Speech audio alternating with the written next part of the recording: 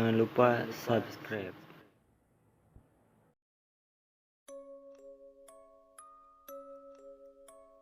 Assalamualaikum warahmatullahi wabarakatuh. Selamat malam buat kalian yang melihat atau mendengarkan video di channel ini. Seperti biasa, saya di sini akan menceritakan hal seram dan misteri. Dan untuk cerita malam hari ini, hantu penunggu kebun pisang. Di sebuah desa yang masih masuk ke wilayah Banten dan terletak jauh di sebelah selatan kota Serang.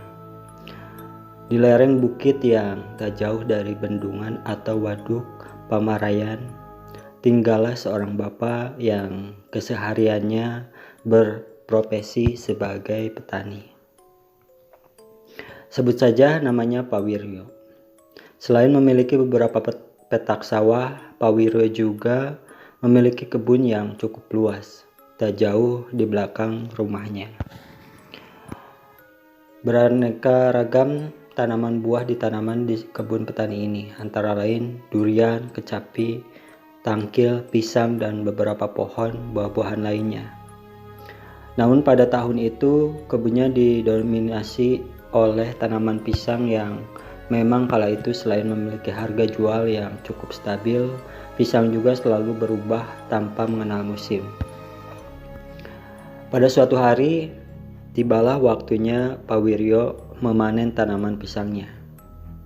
Pak Wiryo telah menyiapkan segala keperluan peralatan wajibnya seperti golok, cangkul, dan gerobak untuk mengangkut hasil kebunnya itu.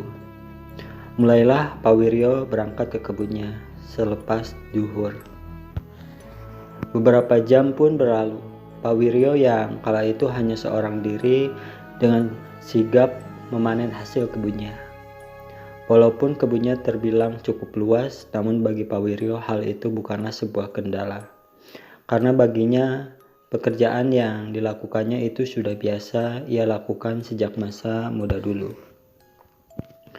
Tak terasa waktu bergulir dengan cepat.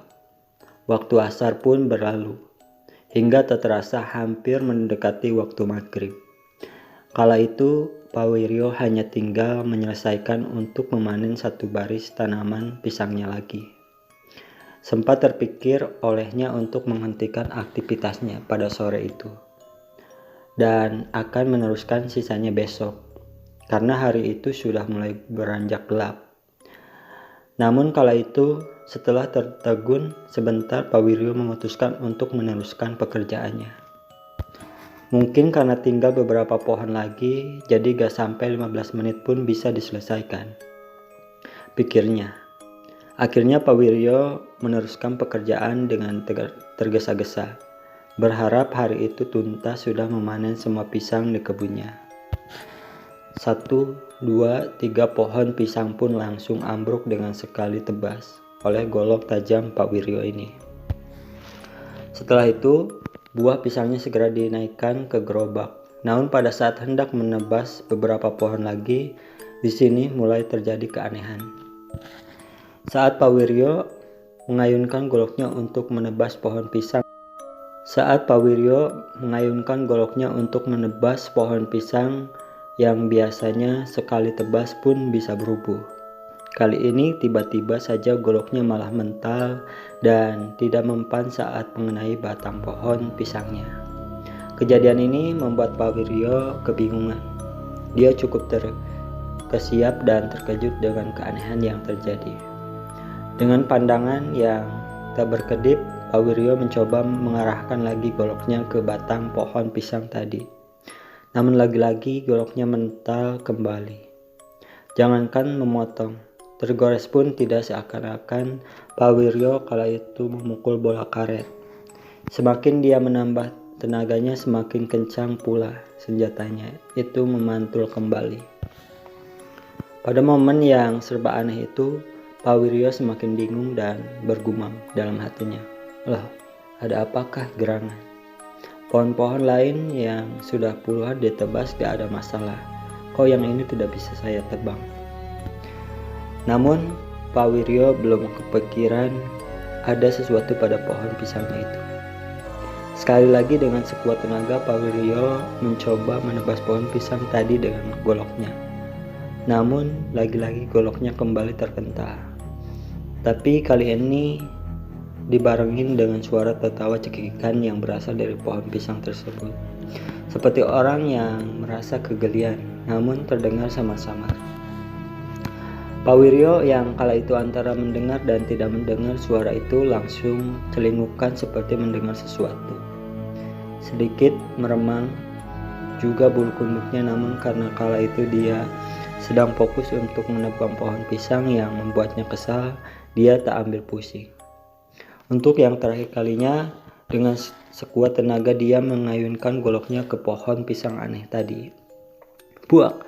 Namun seakan-akan ada tenaga dulu kali lipat besarnya dari tenaga Pak Wiryo. Saat golok yang diayunkan mengenai pohon pisang tersebut hingga membuat golok yang berada di tangannya kala itu terpental. Dan bahkan membuat Pak Wiryo sendiri menjadi limbung dan terpelanting jatuh ke tanah. Dengan posisi tertunduk, Pak Wiryo memegangi keningnya yang kini benjol karena tertantuk batu saat jatuh tadi. Pandangannya pun menjadi sedikit nanar. Namun belum juga Pak Wiryo bisa berdiri dari posisi duduknya. Tiba-tiba samar dia melihat sebuah sosok yang keluar dari batang pohon pisangnya itu.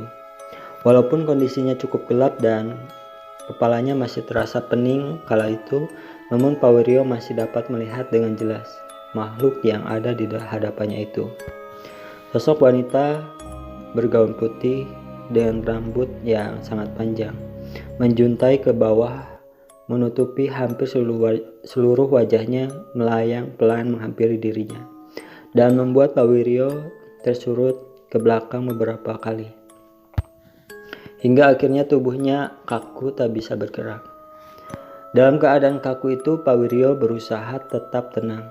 Namun makhluk itu malah tertawa melengking sambil terus mendekati Pak Wiryo, yang kala itu tubuhnya seakan terpaku ke tanah.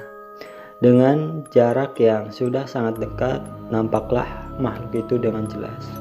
Wajahnya pucat, pasi, dan sebagian tertutup oleh rambutnya yang panjang. Tampak urat yang berwarna kehijauan bermunculan dihampiri keseluruhan dari wajah makhluk itu. Kala itu Pak Wiryo benar-benar ketakutan.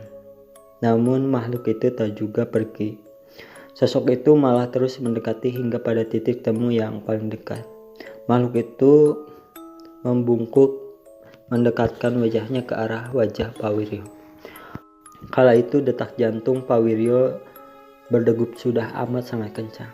Dan pada saat makhluk itu membungkuk hingga wajahnya berjarak kurang lebih 1 jengkal dari wajah Pak Wiryo, nampaklah dengan jelas wajah mengerikan makhluk itu. Rupanya yang tadi dikira urat warna kehijauan di wajahnya itu ternyata bukan urat wajah, melainkan wajah si makhluk ini retak-retak hingga seperti cermin yang pecah dan ditempel-tempelkan kembali menjadi satu. Dan yang tak kalah seremnya lagi, rongga mata makhluk itu hitam berlubang tanpa ada bola mata. Lengkaplah sudah penderitaan Pak Wiryo di kebun itu. Tidak beberapa lama kemudian, pandangan mata Pak Wiryo memudar dan akhirnya tidak sadarkan diri. Anak dan istrinya Pak Wiryo ini yang kala itu di rumah menunggu dengan gelisah karena Pak Wiryo ini sebelumnya tak pernah pulang dari sawah atau kebunnya sampai selarut itu. Akhirnya dengan dibantu beberapa tetangga dekat, mereka mulai mencari keberadaan Pak Wiryo ke kebunnya. Dan tak lama Pak Wiryo pun ditemukan dalam keadaan tergeletak lemah tak sadarkan diri tidak jauh dari pohon pisangnya tadi. Singkat cerita, setelah kejadian tersebut Pak Wiryo sempat sakit kurang lebih 1 minggu. Mungkin karena shock, tapi tidak lama kemudian berangsur membaik, dan sejak kejadian itu Pak Wiryo kapok dan tidak lagi memanen hasil tanamannya sampai melebihi waktu yang sepantasnya. Itulah cerita untuk malam hari ini. tinggalkan like, comment, share, dan subscribe. Dan jangan lupa juga nyalain loncengnya biar nggak ketinggalan jika ada video-video baru di channel ini. Terima kasih. Assalamualaikum warahmatullahi wabarakatuh.